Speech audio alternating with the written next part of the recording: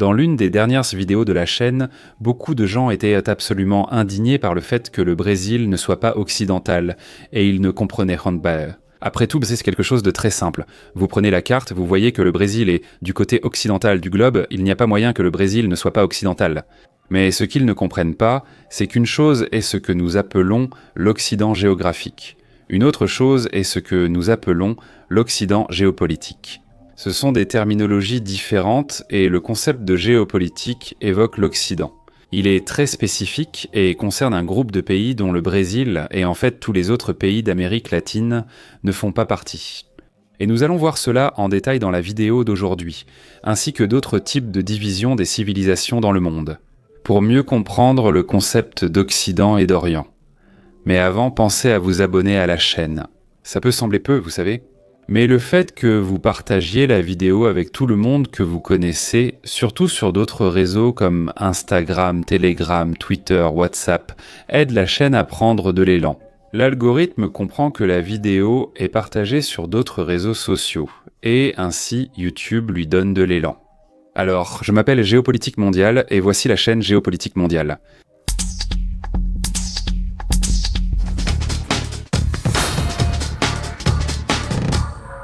Rien n'est plus courant sur Internet que des gens donnant leur avis sur ce qu'ils n'ont pas appris ou étudié. Cela arrive parce que, dans la société actuelle, la valeur de l'opinion est plus importante que celle d'apprendre quelque chose.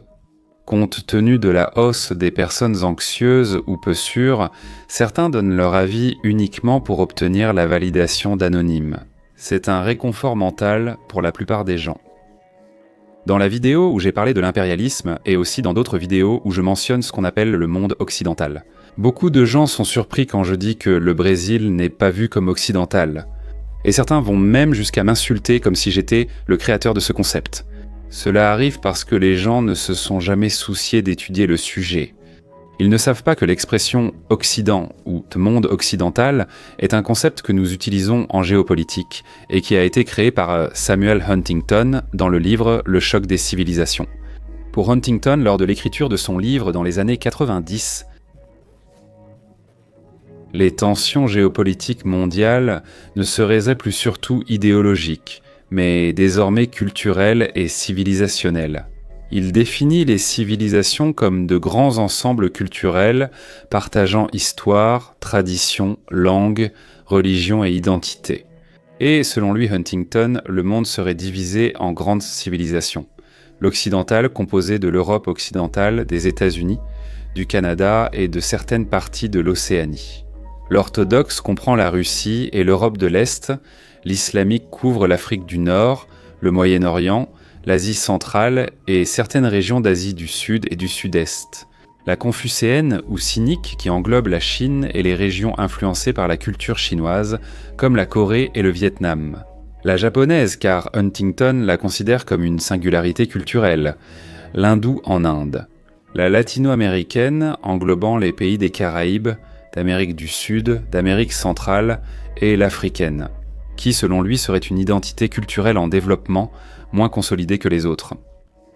Huntington affirme que les principaux conflits surviendraient entre ces civilisations à cause de profondes différences culturelles, religieuses et historiques, générant des frontières instables, surtout dans les régions géographiquement proches de civilisations différentes. Par exemple, les conflits des Balkans dans les années 1990 ont opposé les civilisations orthodoxes, islamiques et occidentales, ou les tensions entre la Chine et le Japon, ou entre l'Inde et le Pakistan. Il est clair que la théorie de Huntington a fait l'objet de vifs débats académiques et de critiques concernant cette simplification culturelle. Mais l'important, c'est qu'elle est devenue l'une des interprétations les plus influentes du paysage géopolitique après la guerre froide, étant largement citée dans les analyses stratégiques et diplomatiques jusqu'à aujourd'hui. Et c'est ici que réside le point que toute personne profane doit comprendre. Le concept de monde occidental géopolitique n'est pas le même que le concept géographique. Donc montrer une carte géographique divisant le monde entre hémisphère occidental et oriental est tout simplement incorrect. Si la discussion porte sur la géopolitique, cela nous amène à un autre point. Si vous n'approuvez pas le point de vue de Huntington, c'est votre problème. C'est uniquement le vôtre, pas le mien, pas celui des autres, pas celui de Huntington, c'est le vôtre. Être impatient de mitrailler de longs textes pour discuter est une perte de temps, Parce que la seule chose que cela montre, c'est que soit vous n'avez pas étudié le sujet, soit vous ne l'avez pas compris. Et cela est fondamental dans toutes les disciplines, impliquant tous les concepts, pas seulement celui-ci. J'ai besoin que tu fasses bien attention à cela. Une chose est de savoir ce que signifie un certain concept. Une autre chose est d'être d'accord avec ce concept. Dans ce sens, ce qui importe n'est pas la validité ou l'imprécision. Ce qui importe, c'est que lorsque quelqu'un prononce le mot Occident, vous devez garder à l'esprit que cette personne fait référence à un certain groupe de pays. Vous n'avez pas besoin d'être d'accord avec tous les concepts, mais vous devez savoir ce qu'ils signifient pour ne pas vous ridiculiser et irriter les autres inutilement. C'est la même chose que si vous allez par exemple dans un supermarché parce que vous avez des problèmes d'araignées chez vous. Vous cherchez un poison qui tue les insectes. Même si araignées et scorpions sont des arachnides, vous ne cherchez pas un poison spécifique pour eux, car quand on parle de poison pour insectes, on regroupe tout cela. Il n'est généralement pas nécessaire d'être précis, c'est pareil pour le concept. Même s'il y a une imprécision, l'idée était que quand quelqu'un mentionne ce mot, vous ayez déjà en tête ce qu'il veut dire. La discussion sur la validité d'un concept est une chose, comprendre ce que ce concept signifie en est une autre. Et dans le cas de Huntington, cela nous intéresse parce que cette idée a été absorbée et comprise par ce groupe de pays comprenant le Canada, les États-Unis, une partie de l'Europe, la Nouvelle-Zélande et l'Australie comme étant le monde occidental. Et en réalité, pas seulement eux. Mais lorsque des dirigeants islamiques au Moyen-Orient ou des dirigeants chinois, russes ou nord-coréens prononcent le mot Occident, ils utilisent ce concept huntingtonien, que vous aimiez ou non, que vous soyez d'accord ou non avec ce concept. Et ce qui importe, c'est que ce bloc de pays appelés occidentaux ne considèrent qu'eux-mêmes comme occidentaux. Et ça ne sert à rien que moi, De Leon, ici, je veuille dire que nous, Brésiliens, sommes aussi occidentaux. Ça ne sert à rien non plus pour toi. Parce que ces pays-là considèrent que seuls eux sont occidentaux. Nous, latino-américains, ne sommes pas occidentaux. Cela soulève une autre question. Si nous, latino-américains, ne sommes pas occidentaux, alors qui sommes-nous ? Et la réponse est: nous, latino-américains, sommes latino-américains. Personnellement, je ne suis pas d'accord avec ce concept. Je le trouve très générique, superficiel et imprécis. Mais on s'en fiche de ce avec quoi je suis d'accord ou pas. Donald Trump ou Emmanuel Macron ou n'importe quel autre dirigeant occidental, ainsi que les universitaires de ces pays, ne vont pas changer d'avis parce que j'ai dit que je n'étais pas d'accord avec Samuel Huntington. Quand j'utilise ce concept, je veux délimiter ce regroupement de pays. Ainsi, chaque fois que je parle des États-Unis, du Canada, de l'Europe occidentale, de l'Australie ou de la Nouvelle-Zélande, je peux simplement dire l'Occident sans énumérer tous ces noms. Cependant, si d'un côté, je ne suis pas d'accord avec la vision de Huntington, d'un autre côté, je suis d'accord pour dire que, définitivement, ce groupe de pays et les pays d'Amérique latine n'aura pas la même civilisation. En réalité, je ne pense même pas que tous ces pays formeraient non plus la même civilisation. Nous en reparlerons. Dans cette vidéo, je veux présenter d'autres perceptions des civilisations. Huntington distingue l'Amérique latine de l'Occident pour des raisons précises, notamment des racines culturelles différentes. Pour lui, la civilisation occidentale repose sur la tradition gréco-romaine et la chrétienté occidentale, surtout protestante et catholique, fortement influencée par les Lumières européennes. Bien que l'Amérique latine ait un fort héritage européen, surtout ibérique, Huntington affirme que le catholicisme latino-américain s'est développé différemment de l'Europe occidentale et de l'Amérique du Nord protestante, principalement en raison du faible impact des Lumières et de la Réforme protestante. La deuxième concerne les institutions politiques et économiques.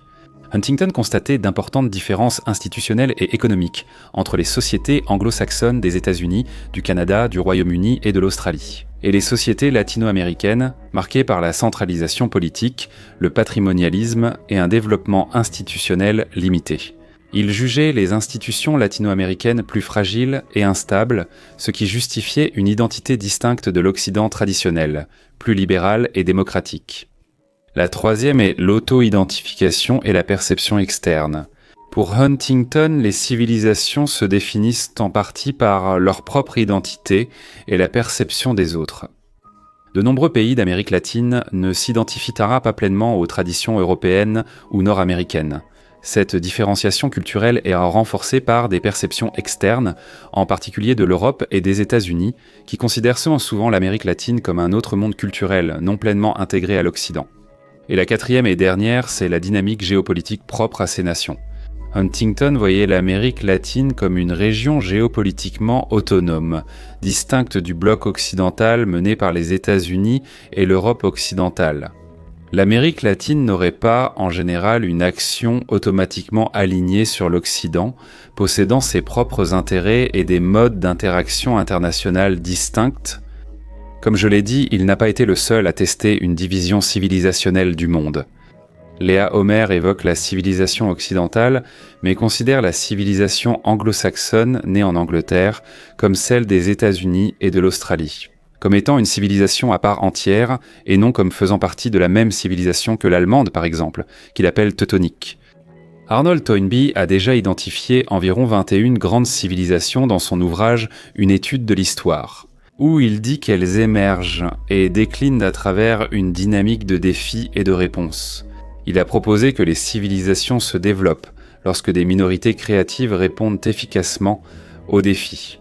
Mais en fin de compte, elles se désintègrent tant à cause de facteurs internes, comme l'idolâtrie du passé ou l'incapacité des dirigeants à s'adapter.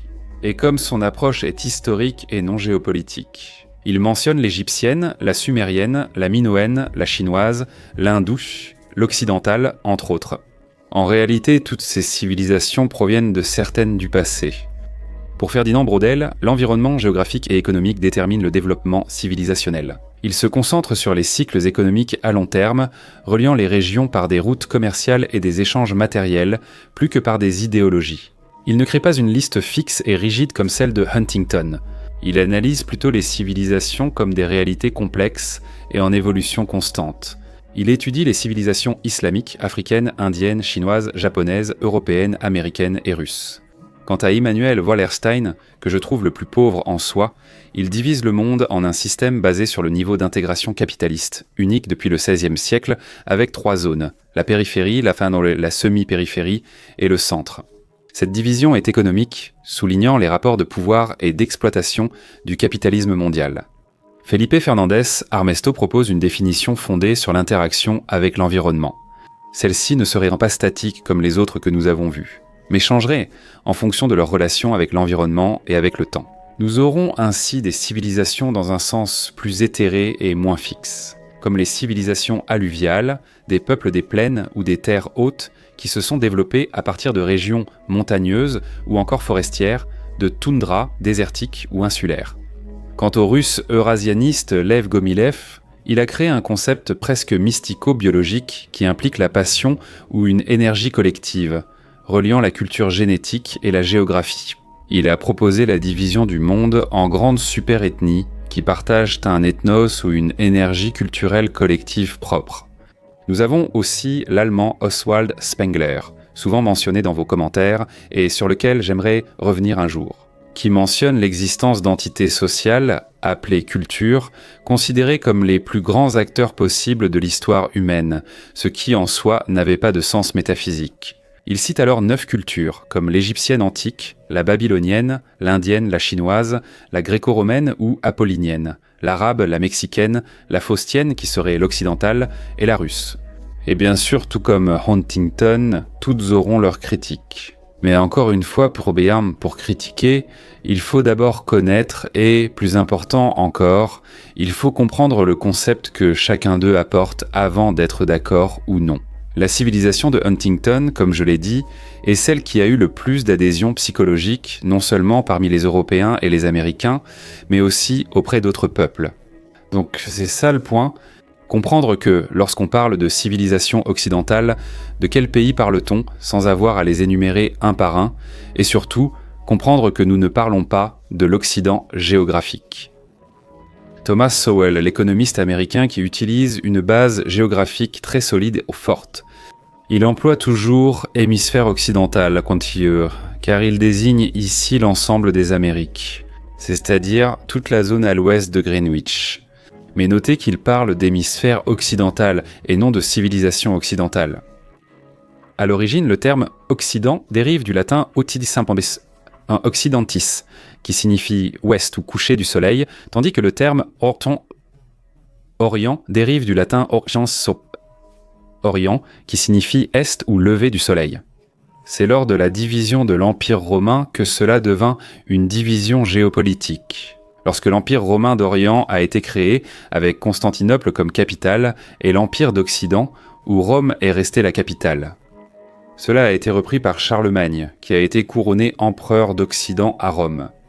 On trouve aussi le christianisme occidental, catholique et protestant, et orthodoxe oriental, ainsi que la confusion entre un Orient à la fois orthodoxe et musulman. Cela a assimilé l'Occident, la partie de l'Europe qui allait être connue sous le nom d'Europe occidentale et qui allait dominer le monde au XIXe siècle.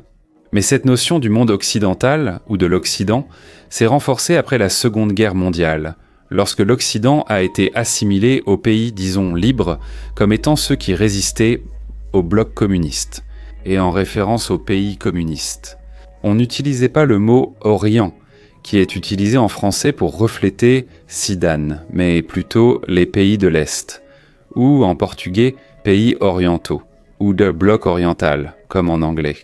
Quoi qu'il en soit, le mot Occitan en français, qui est la notion qui a prévalu dans le monde, avait perdu sa signification de point cardinal géographique. Et il en est venu à désigner ce qu'on appelait le monde libre, qui étaient là ces pays d'Europe centrale et occidentale qui, avec les États-Unis et le Canada, formèrent une résistance au bloc socialiste. En gros, qu'est-ce que l'OTAN d'origine ? Donc, les États-Unis sont considérés comme étant à l'ouest de l'Union soviétique, ce qui, en réalité, est aussi inexact, car ils sont en fait plus à l'est. Les deux pays partagent également une frontière directe au détroit de Bering, ce qui n'était pas le cas en Europe. Et de Bretante, pour ajouter encore plus de confusion à cela, l'Australie et la Nouvelle-Zélande font également partie de l'Occident ou du monde occidental. Alors que des pays comme le Pakistan ou l'Égypte peuvent osciller de l'Occident vers l'Orient en fonction des développements géopolitiques, tout en restant une partie de l'Orient.